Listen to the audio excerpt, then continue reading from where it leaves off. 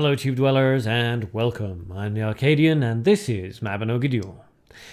Continuing our theme of elemental cards, this week's is Undine Aquora. This lovely lady has been a good card since she first came out, but in recent weeks she's really been coming into her own. So let's take a look at this deck and see how it's constructed. First of all, you'll notice that it's predominantly a very low-cost deck. About the only card in it that's going to run you any particular money is the Mist. So we start out with Gold Leopard, a standard one-cost creature. You could replace this with Gold Hyena King if you wanted to. And the same thing goes for the Forest Keeper Imp, one-cost mana creature. Replace that with a normal imp if you feel like it. Next, we have the Arrow of Revenge mana. This is excellent for chip damage and for getting past any large creatures, because most of our creatures are not very big themselves. If you don't have the Arrow of Revenge, you can replace that with a Magic Missile for removal. Then we have the Ambush Vine, one-cost trap creature, excellent for a turn 1 play, and very useful later on as well for protecting your big creatures.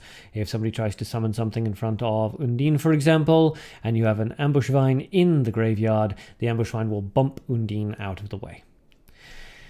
Then we have the Goblin Bomb Squad, an excellent defensive unit with a pretty decent attack stat at level 3. And the Goblin Shredder, predominantly for removing nature-based cards, although it's pretty good for weakening normal cards so that it can land a finishing blow, especially when coupled with the Phantom of the Wolf. This is the go-to card if you want to buff your creature's attack, and given that most of our creatures have pretty low attack value, that's going to come in handy. Next up, we're using Command Hunting. Because we're using a lot of low-cost creatures, we're pretty much guaranteed that we'll be able to play something in the middle of the field, so Command Hunting is better for us than a normal hunting. However, if you don't have one, of course, a normal hunting will work just fine, or normal hunt, I should say. Next up, Mist. Always been one of my favorite cards, and now that it's 3 cost at all levels, it's so much better. A fun card. If you don't want to use it, don't like using it, then you can switch out Mist for another nature creature or another removal spell if you really want to.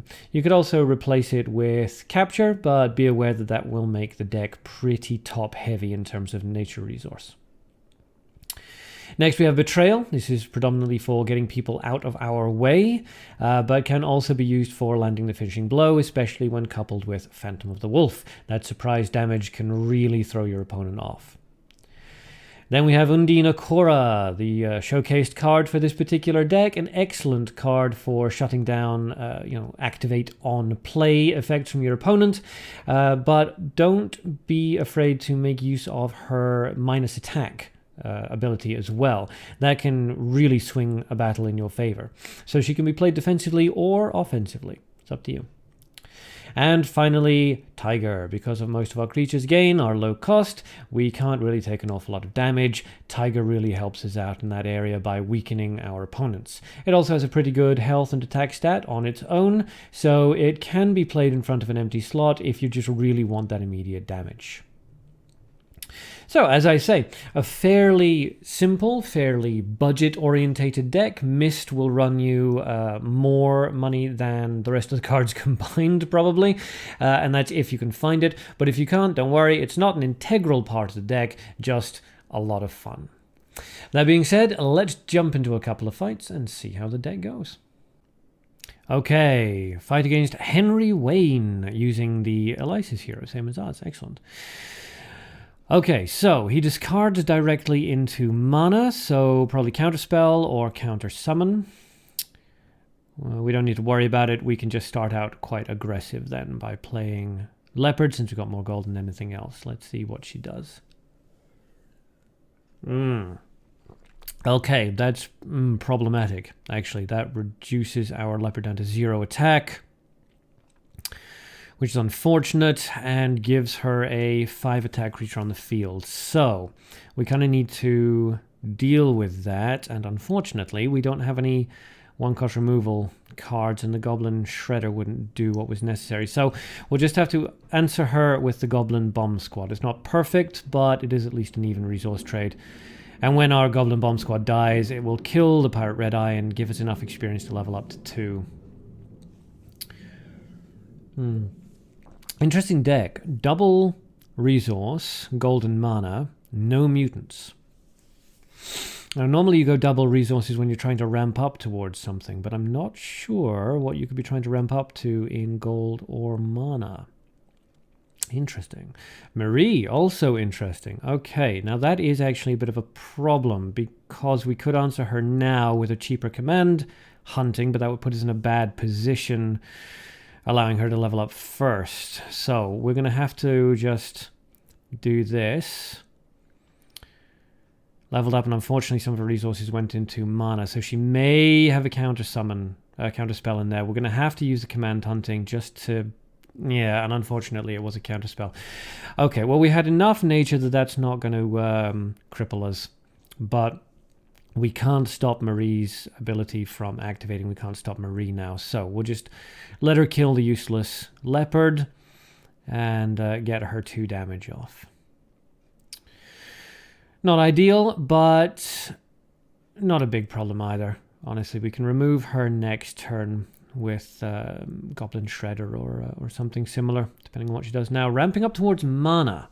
Okay, so she's not ramping towards gold, so we don't have to think about, you know, Barbarian Kings or Barbarian Queens or Gold Albies or anything like that. Interesting. Interesting. Okay, so we'll need to answer this Marie. Let's do so with the Goblin Shredder. And we get an attack boost, which is nice. And yeah, I think that'll do. So we'll charge up there. We'll just... Goblin Shredder will survive that hit easily unless she removes it with something. But she's just going to continue to charge up to mana. Okay, so whatever her big card is, it's not Marie. Because there was a possibility that what she was trying to do was keep Marie on the field by ramping up mana and continually dropping counterspells into the grave. She does have one in there, but it looks like that's not her entire focus, which is very interesting. I think she's thinking how to save Marie, decided there's no possible way to do it, which is good. So the Goblin Shredder will kill Marie before her ability activates, and that'll just get her off the field. I don't know what to expect from her, so we'll play defensive. We'll drop the Ambush Vine. We'll keep the Shredder on the field, but we won't drop anybody else. There is always a possibility of, you know, a Flame Wall or something like that coming out, so no point in giving her creature fodder. But if she's going to bring out anything now, it will be this turn, I would imagine, unless she's saving up for a Doom Machine. No, Stone Golem. Interesting. I've always liked that card, I'll be honest. Not a popular one, but very, very solid. Good HP value and almost impossible to remove with creature damage.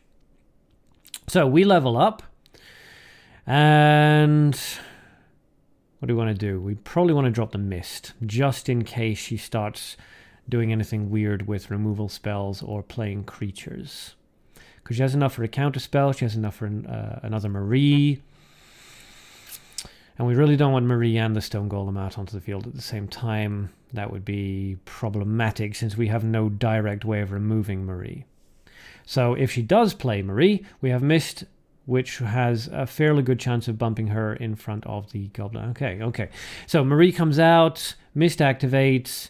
She was played on an empty field, and yes, excellent. Okay, so she gets bumped in front of the Goblin Shredder. Now, we can't kill her outright before she kills us in the normal scheme of things, but we do have enough resources now to bring out our Phantom of the Wolf, which is what we'll do. That'll take the Goblin Shredder up to 8, which means that they can now one-shot Marie. We'll revive to get all of our cards back into our hand. And I think we're going to try this. If we can get all the armor value off the Stone Golem, then the Ambush Vine can kill it. Fingers crossed. Yes! Okay, good, excellent. It wouldn't have been the end of the world if that hadn't killed the Stone Golem. He's not a huge threat to us.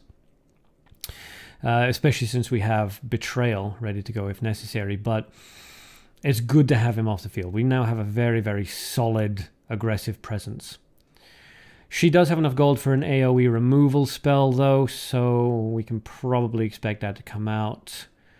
Flame Emission would be really bad, but really any gold removal and its internal conflict, not great for us either, although fortunately it does allow our Phantom of the Wolf to survive, and she's got almost no resources left, which puts us into an extremely strong position. Good, okay, so she just keeps charging.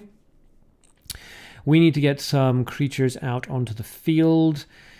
So we'll charge up Nature, that's not bad. We'll drop Undine next to the Phantom of the Wolf, and that way, even if she gets removed, that'll be fine. We'll drop the Mist just in case she tries to cast a removal spell on the Wolf, because we really need that extra damage still there.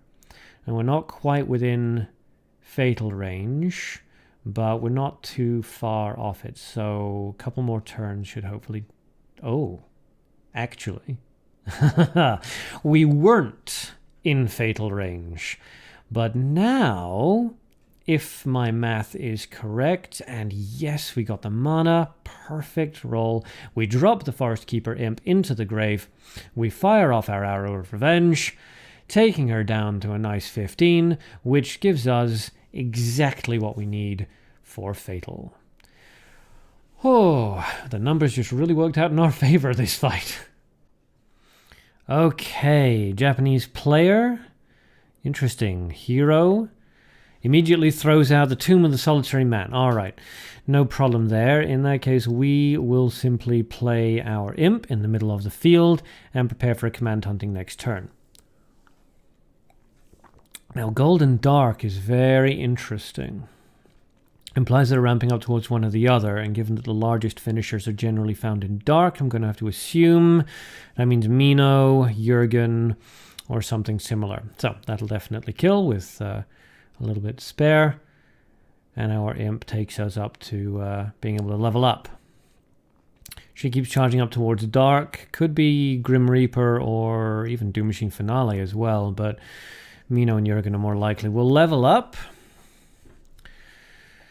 She does the same, I have no doubt. Yep, there she goes. We get a little bit of damage off ourselves, taking us sort of higher up the experience chart, as well as the HP. We'll drop the Ambush Vine in, just in case she decides to drop something in front of the Imp. I just like to keep his damage going.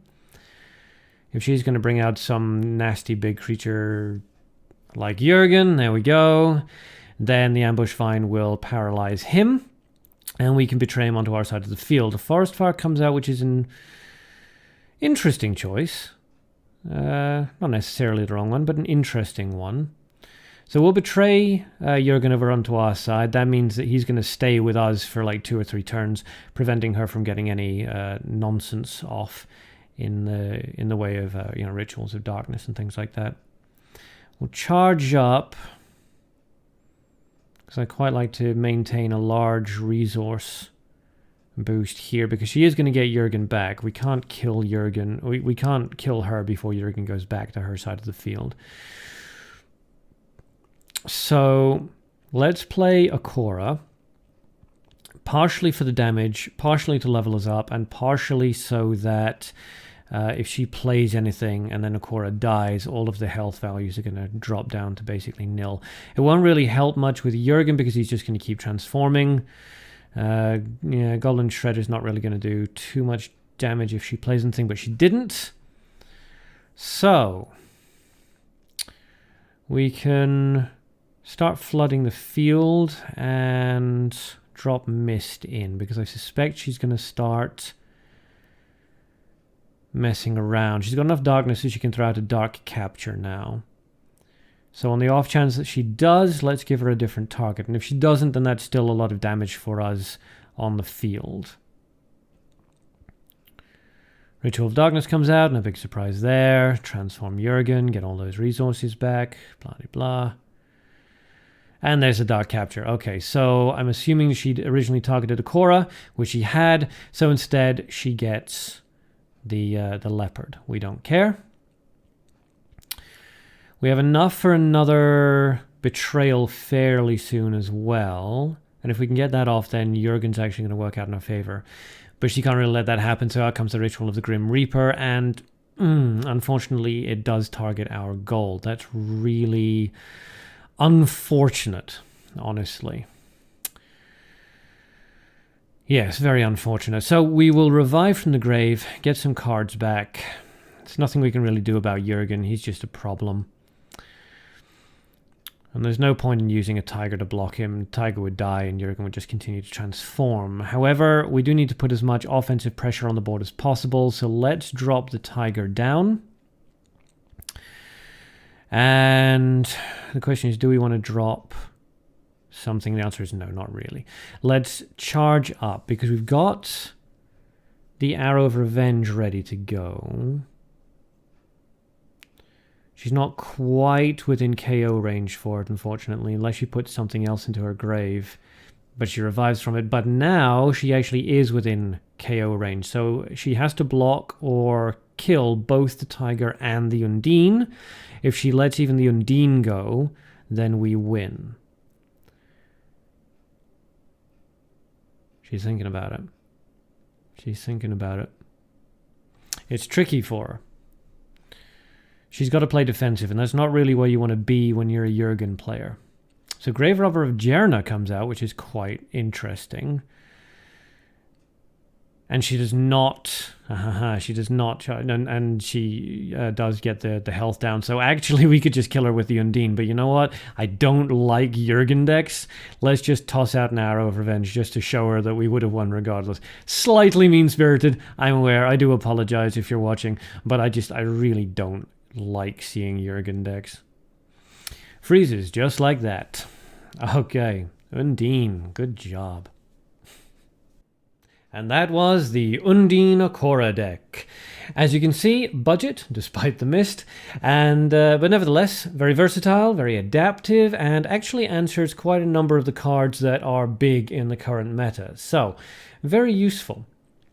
If you decide to give it a go yourself, there's a share code up in the top right hand corner as always, and if you do run the deck, leave a comment down below in the doobly-doo and let me know how you got on with it. That's all from me, and that's all for this video. So, thank you for watching, and a special thank you to all the Arcanauts who have subscribed so far. Until next time, have fun, and good luck.